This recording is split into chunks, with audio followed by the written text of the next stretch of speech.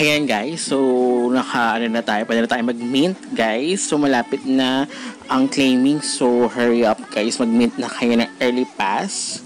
Don't forget to join my road to 10,000 subscribers here in my YouTube channel and of course sa aking Facebook page as well. Marami akong exciting, more upcoming prizes and huwag natin patagalin pa. Pag-usapan na natin ito in 5, 4, 3, 2, 1. Let's go guys!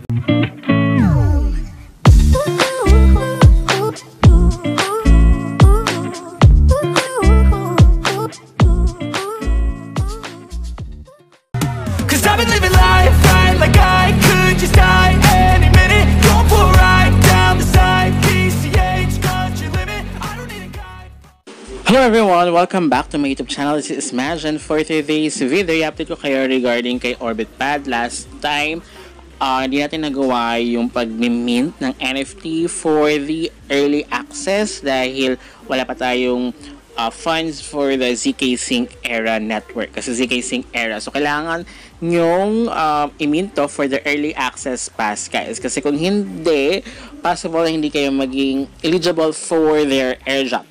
So, ngayon, kailangan natin, naglagay ako, ang minimum kasi dito is 0.0031 for Optimism Network, guys. Parang I think this, bridging na rin siya, guys. Kasi from Optimism Network, papunta sa ZK Sync Era. So, ang minimum is 0.0031. So, naglagay ako here sa aking MetaMask ng 0.0032 Ethereum sa Optimism Network and then ilalagay ko sa ZK Sync Era Network. So I think it's bridging siya kasi swap rin naman siya, 'di ba?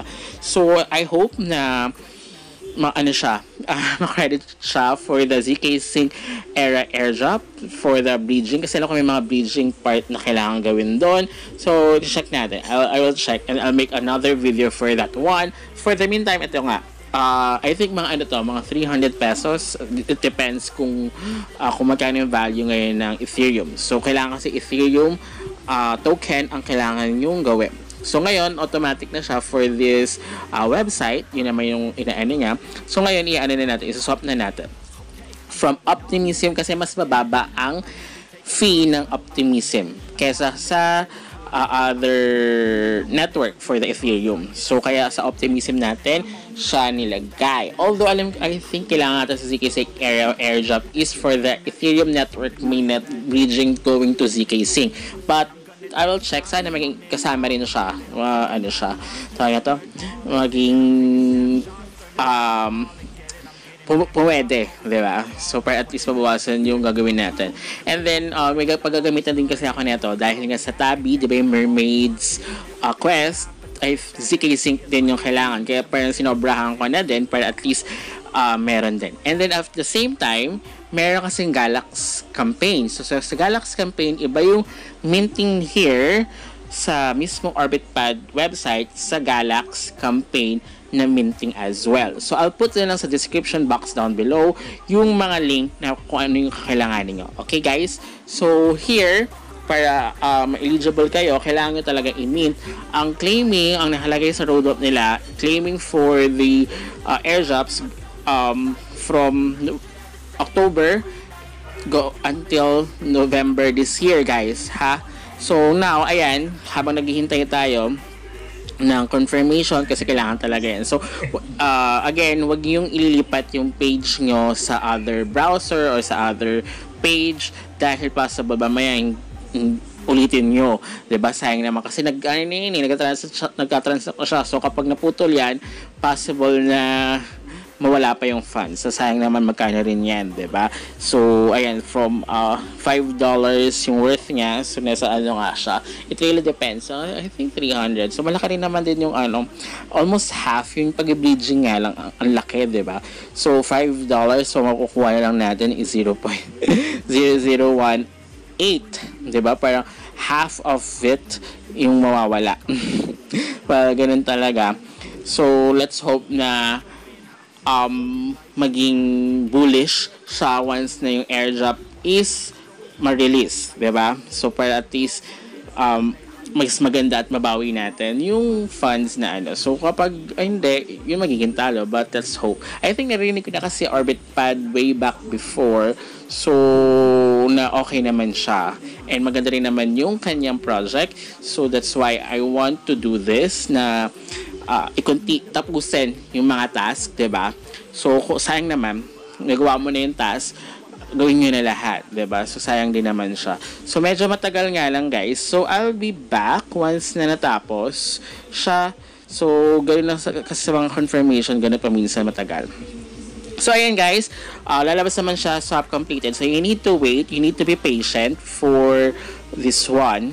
Kasi, medyo matagal talaga. So, makita nyo yung transaction ninyo. Just click kung ano yung sa link na ibibigay sa inyo, guys. So, now we can mint early access pass. So, ito lang yung quest 3 na lang hindi natin nagagawa. Wait. Okay. Wrong network. Kasi unang nakalagay dyan is iba pa, diba? Yung kanina. Optimism. Kasi going to ZK Sync. So, kailangan natin ilipat again. So, once na nalipat na natin, okay, nag-aano siya kasi may naka-open yung other, parang ganito, is sa Ethereum kasi rin siya. So, kailangan natin mag-mint na tayo, guys. So, ayan, we have, $3.12. So, almost half yung nawala, diba? Kasi parang 5.29 something ata yung natin kanina. So, ang laki nung yung fee talaga for the bridging. Especially kasi pag Ethereum talaga, medyo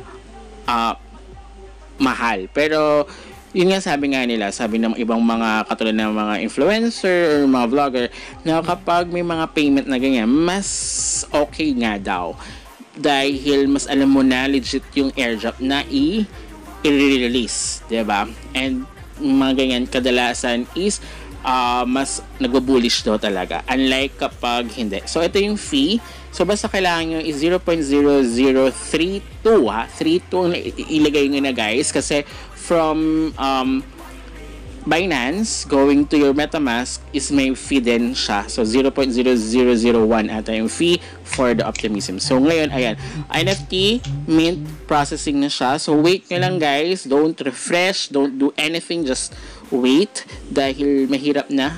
Dahil syempre pag ni-refresh ngayon tapos sa putol, ulitin nyo kasi gabawas yan sa inyong MetaMask. So, nangyari na sa akin yan way back sa aking mga ginagawa before. So, ay, bakit wala pa? So, inuulit ko, be patient talaga pagdating sa mga airdrops or here sa mga ginagawa ninyo, guys. Kasi kung hindi, mahihirapan kayo dahil uulitin nyo ulit and then magsasayang lang din kayo ng fee.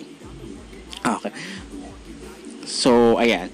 Wait nyo lang until sa sinabi nga, is NFT mint successful? So, once na nag-success yan, okay na siya. So, you can verify na, diba? But, for the meantime, is processing pa rin naman din siya. I hope, gagawa lang ako. Kasi alam ko, malapit na rin natin si ZK Sync, kaya marami na naglalabasan ng mga katulad neto na for the ZK Sync era network. But overall, I think si either Optimism and Arbitrum yung pinakamababa. Even sa sa CyberConnect, Optimism din natin yung gamit nila. So now, ayan, okay na. So, nakuha natin yung 1,000 points, 1,500. Actually, ando pa rin ako sa 1,300, diba? So, ayan, kailangan nyo tapusin lahat ng quest 1 to 4. And then now, I'm going to do the Galax campaign. So, bukod siya doon, ha. I don't know kung same lang din yung fee for the minting. At least magkakaroon kayo ng oath points as well once na nakapag-mint kayo for the Galax campaign. So, dalawa siya. Dalawang guys, ha. I mean, dalawang set siya. So, ito yung pang early access pass, minting rewards. Ayaw nga nga. Akala ko nga iisa lang siya, guys, pero alam ko kasi nagawa ko na yun sa Tabi before na hindi nga parehas, so magkaiba siya para makuha mo tong oath nyo, guys. Pero kapag pinipindot ko kasi yung early access pass, ayun, nag blank lang siya. So sabi ng kalala ko, hintayin nyo lang. Try and try. Baka may problem lang or something. So, we will see. Balikan nyo na lang guys. So, hindi ko pa siya magawa until now. So, tinatry ko pa rin siya pero ayaw pa rin. Kasi pag ganyan, diba, dapat lalabas yung mismong yung page. So, pinalitan ko na yung network. Ginawa ko na ng BNB pero kasi ZK Sync siya. So, ZK Sync, same pa rin na wala guys. So, iano ko na lang. I-try nyo na lang. Kapag wala pa rin sa inyo, try nyo na lang, try and try. Kasi until, ano pa naman yan, end of September. So, September 30. So, kailangan matapos natin yan until September 30. And this is the other one, the other campaign, Orbit times Galax Space Campaign. So, more on, follow lang to. Follow the Galax. Twitter follow. Ayan, OrbitPad. Visit the OrbitPad website. So yung OrbitPad website, yun yung kung nasaan yung airdrop nila guys. So ayan, so i-ano nga lang siya, wait nyo na lang siya tapusin nyo muna lahat yan bago nyo i-refresh kasi minsan yan nga, at least yan nag-check ka agad, diba? So, paminsan kasi hindi kagad nag-check at tulad naman kasi sabihin, error, wait for another 10 seconds, 1 minute, or something. So, ayan. Diba, visit. So, kailangan ito rin siya. So, same lang naman din siya. So, try na natin. Diba, yan. So, wait for 30 seconds. So, mga ganyan, diba?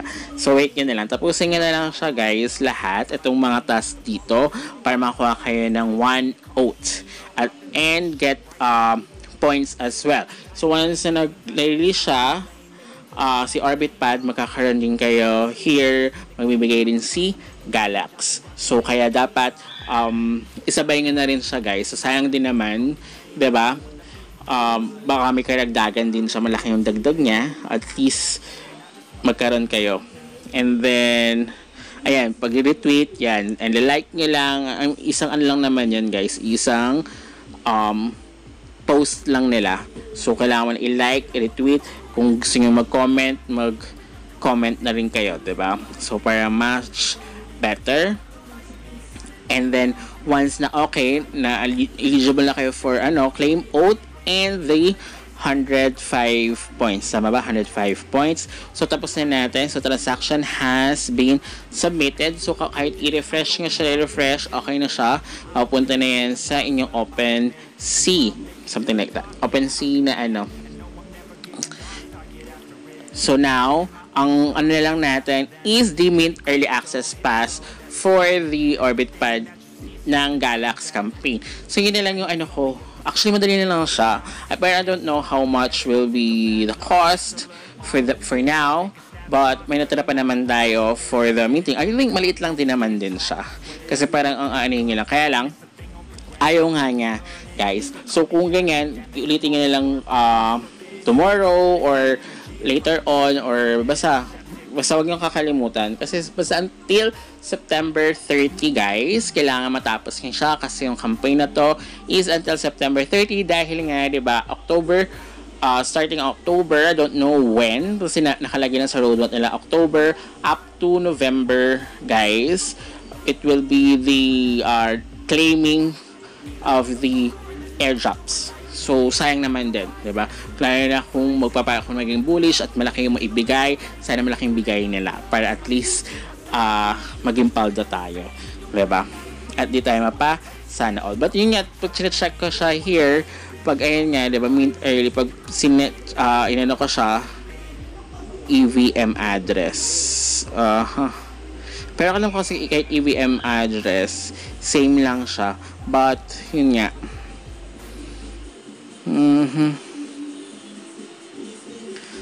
So, yun lang naman. Ito, na-claim na natin to. I-refresh ko na lang. So, lalagay ko na lang sa description box. Again, yung mga link na kailangan nyo, guys. So, pag mag-send kayo, again, mag-send kayo ng funds nyo through your MetaMask. Mas okay, ang gamitin niya is Optimism Network kasi siya na yung pinakamababang fee na for the Ethereum token. Mas mababa pa siya kaysa, alam ko mas mababa siya kaysa sa Arbitrum.